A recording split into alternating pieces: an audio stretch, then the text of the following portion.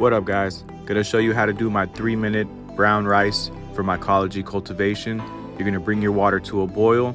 Once your water comes to a boil, you're gonna add your brown rice. It's important to bring your water to a boil. Before adding your brown rice, you don't wanna add your brown rice and then bring your water to a boil because that'll overcook the rice. We're going for a really short cook time with this one, guys. It's all it takes with the brown rice is just 3 minutes of cooking. Nothing more, nothing less. It comes out perfect every time. So you let your rice cook for 3 minutes and you're gonna stir every minute just to make sure all the brown rice is evenly hydrated. Got our cook time going so we don't lose track of time. But yeah, 3-minute cook, perfect every time. And then once your rice is done cooking, we're gonna take it to the sink, get our little drainer out, and we're gonna drain our brown rice. We're gonna let it sit for 5 minutes. I like to turn on the cold water in the sink while I'm dumping out the hot brown rice water, just so I don't fuck up my pipes down there. But yeah, you give it a nice little rinse, dump all your rice out, get some cold water on it to stop the cooking of the rice. And then we're gonna give it a nice cold rinse and let it sit for about 5 minutes to drain out all the excess water. And we're only gonna do that for 5 minutes because we really don't care if it's too dry before we put it into the pressure cooker. Because we only cooked for 3 minutes, so all that extra water will get absorbed into the grain. So let it sit, 5 minutes sit, and then once it's done sitting for 5 minutes, we're gonna start loading jars up.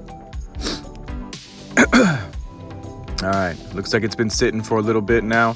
Rice looks perfect, none of it's sticking together. Time to just load up some jars. We're gonna load them up as much as we can. Usually some people like to fill up halfway, but if you got good genetics and everything like that, you don't have to worry about the halfway mark. It's really just to help break and shake. But you know, I don't really care. I'm gonna fill these suckers up because I don't have much jars and I wanna use all the rice. I don't wanna have anything left over. So I'm just gonna fill them all up and we're gonna use every bit of grain that we can. I got a few new genetics in, so can't wait to try them out. But after we're done loading the jars, they should look like this, all nice and pretty, all ready to go. And then we're gonna start loading them up in our Instapot and our pressure cooker.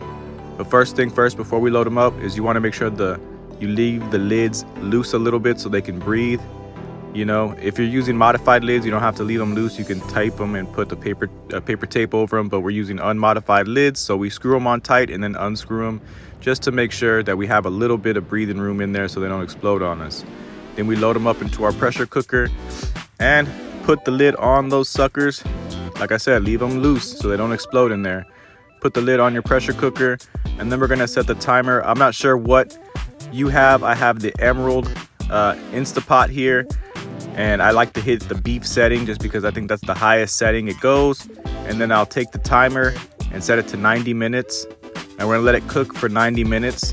And then once the first 90 minutes is up, we're gonna go ahead and reset the time and do another 90 minutes because I don't think this thing goes up to 15 PSI. So that's why we're gonna do a little bit longer. We're gonna double the cook time. As you can see, I'm restarting the time here because the first 90 minutes ran out. So we are redoing another 90 minutes just to make sure these things are properly sterilized. I like to I do my grains at night, so I let them sit overnight to depressurize. And this one sat for about 5.53 hours overnight. Open up the lid and bada boom, bada bing. They are nice and ready to go. You don't have to worry about the pressure being too high. Then we take them all out and make sure the lids are tight because we're about to do a quick shake. I like to do a shake right after they come out of the pressure cooker just to make sure I redistribute whatever water, if any, is left in the jars. Make sure it all gets redistributed evenly within the grain. So we give them a nice little shaky shake. And as you can see, man, all of the grain is not sticking together. It's loosely falling around, and that's how you know you've done it correctly. It just falls loose, man. Like, you don't want your grains sticking together. You might have 1 or 2 bursted rices, but that's not a big deal at all, man. That is not a big deal at all. You want that rice to be able to turn freely in the jar. You don't want it to be one big clumpy sticky mess. See that? It's all turning freely, falling loose. That's perfect. That's how you know it came out great, man. But we got us about 4 jars.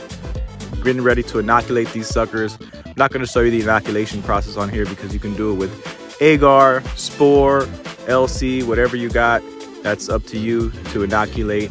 But you're definitely going to want to let these suckers cool down. They're not too hot. As you can see, I'm handling them, but they do come out somewhat warm from the pressure cooker. So let them cool down, and then they're ready to go and knock up with your mycelium. I hope this helped you guys out. After a few weeks, your jars will start looking like this. If you've done it correctly, it'll all be good. So that is my 3-minute brown rice recipe for grain spawn for your mushroom mycology. Peace and love, guys. Peace and love.